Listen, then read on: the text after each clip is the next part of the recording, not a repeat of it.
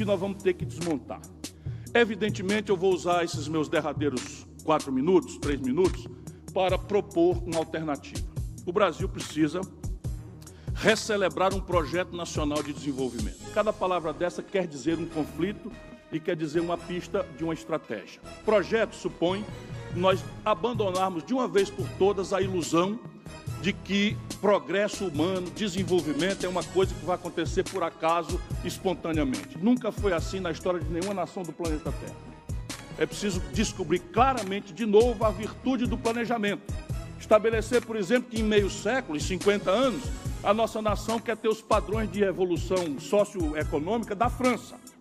Isso é perfeitamente praticável. E de 50 anos para cá, extraímos o que é que vai ser feito em 10 anos, em 20 anos, em 5 anos, para que a gente possa concentrar. Exemplo muito prático, muito prático. Por exemplo, todas as obras de infraestrutura de transporte de massa que há hoje no Brasil, anotadas pelo BNDES, todas juntas, custam 300 bilhões de reais.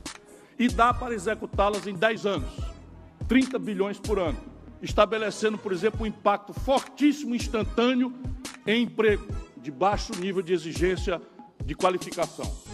Como tal, o país precisa trazer. Qual é a nossa meta em relação ao déficit habitacional? Qual é a nossa meta em relação ao saneamento básico?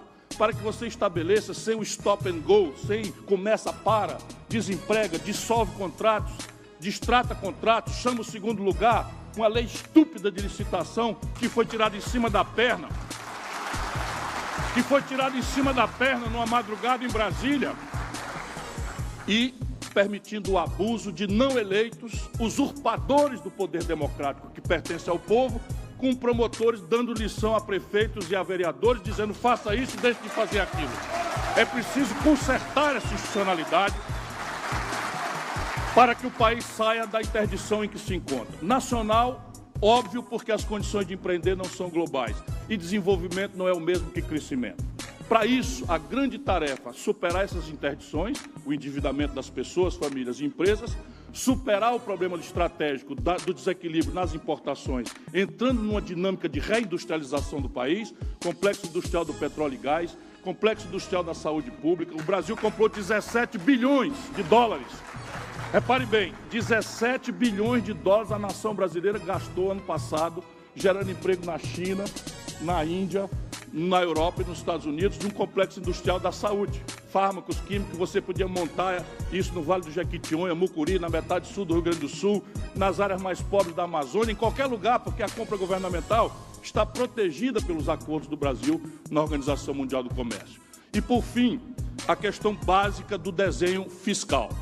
O desenho fiscal vai ter que nos confrontar com uma realidade. O sistema tributário brasileiro é ruim e ineficiente. Ele grava muito mais os pobres, porque prefere tributar indiretamente o consumo, e muito menos os ricos, que podem pagar mais. É preciso colocar em perspectiva essa discussão, sem ruptura de nenhuma natureza, mas isso é muito mais fácil falar do que fazer. E isso, então, nos meus 30 segundos derradeiros, eu concluo para afirmar, como disse no começo, essa instância aqui é essencial. Como assim? Tá bom, eu quero cumprir, eu sou o cumpridor das minhas obrigações. Mas eu termino, eu planejei. Basicamente é o seguinte, nós temos uma engenharia institucional assentada no impasse. Não temos que nos assustar com isso, temos que pôr luz nisso. O Congresso Nacional, no presidencialismo, não tem nenhuma responsabilidade com o monopólio do desenho institucional que ele possui. Não é para falar mal. O Congresso Nacional, no presidencialismo, tem o monopólio do desenho institucional, mas não tem nenhuma responsabilidade com a sustentabilidade da economia, com a sanidade dos serviços públicos, que é tarefa do Executivo. Resultado, deixado solto e ao sabor de pressões e contrapressões dos lobbies e grupos de pressão, a tendência é diminuir imposto e aumentar a despesa. Empurrar piso salarial para os outros pagar, é completamente compreensível isso. Como é que a gente sai disso? 4 providências. A primeira, propor antes, para que o debate não seja Chico contra Manel ou Rosa. Evitar o caudilismo personalista, que é um traço desagradável da cultura política latino-americana, que o Brasil talvez seja o primeiro país dessa região que pode fazer um debate de ideias sem que as pessoas se considerem inimigas entre si. Volto a insistir nesse ponto. Segundo, Desde Dutra até aqui, todos os presidentes se elegeram com minoria no Congresso. E todos, sem exceção de nenhum, tiveram poderes quase imperiais nos 6 primeiros meses a um ano. Portanto, o tempo da reforma são os 6 primeiros meses. Quarto, vou pular o terceiro porque é com ele que eu quero terminar. Quarto, persistindo e somente assim, persistindo no impasse, dar o passo adiante da democracia representativa que ainda nos aferra ao século XIX para uma democracia moderna de alta energia popular, convocando o nosso povo a resolver os impasses através de plebiscitos e referendos, votando diretamente.